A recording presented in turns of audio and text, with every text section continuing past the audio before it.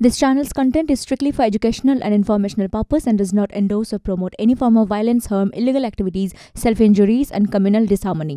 যে অভিযোগটা বারবার করে উঠেছিল রাজ্যের শাসক দলের দিকে, যে অভিযোগ বিজেপির তরফ থেকে তোলা হয়েছে, বিভিন্ন জনের ক্ষেত্রে তরফ থেকে তোলা হয়েছে অনেকগুলো অভিযোগের ক্ষেত্রে, যার মধ্যে ছিল যে এভিডেন্সের জায়গা সরিয়ে দেওয়া, অর্থাৎ এভিডেন্স ট্যাম্পারিং এর অভিযোগ করা ছিল। আজকে যে বিস্ফোরক তথ্য ইতিমধ্যে উঠে এলো, ক্রাইম সিন থেকে সংগ্রহ করা নমুনার সঙ্গে মিলে গেল সঞ্জয় রায়ের ডিএনএ।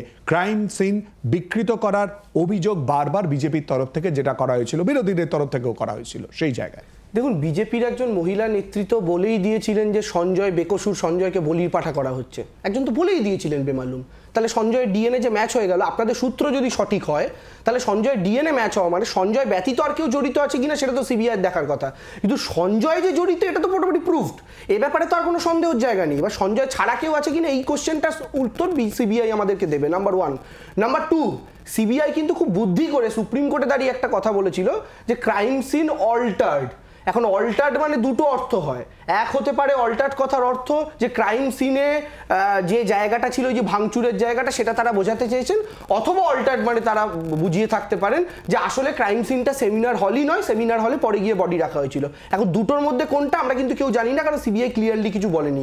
যদি এভিডেন্স ট্যাম্পার হয়ে থাকে, যে evidence tamper or evidence destroyed এই শব্দগুলো সুপ্রিম কোর্টে এখনো পর্যন্ত সিবিআই ব্যবহার করেনি। আমরা নেক্সট দিনের যে হিয়ারিং আছে তার জন্য অপেক্ষা করছি। সিবিআইকে স্পষ্ট করে বলতে হবে যে কলকাতা পুলিশ এভিডেন্স ট্যাম্পার করেছে। হাওয়ায় ভাসিয়ে কথা বললে হবে না যে আমরা এটা তদন্ত করতে গেছি, তদন্ত করতে গিয়ে দেখি এই সংক্রান্ত কোনো সূত্র আমরা পাচ্ছি না এবং এটার কারণ হচ্ছে এভিডেন্স ট্যাম্পার করা। এই জায়গাটা স্পষ্ট করে সুপ্রিম কোর্টে সিবিআইকে জানাতে হবে। হাওয়ায় হাওয়ায় বাম বলবে এভিডেন্স ট্যাম্পার, বিজেপি বলবে এভিডেন্স ট্যাম্পার, এভিডেন্স ট্যাম্পারের গল্প বলছেন, অথচ দেখা যাচ্ছে কলকাতা পুলিশ 12 ঘন্টার মধ্যে যাকে অ্যারেস্ট করেছিল এখনো পর্যন্ত 20 দিনের ওপরে, কতদিন আমার হিসাব করানি, 20 দিনের ওপরে তদন্ত অতিক্রান্ত সিবিআইয়ের হাতে রয়েছে।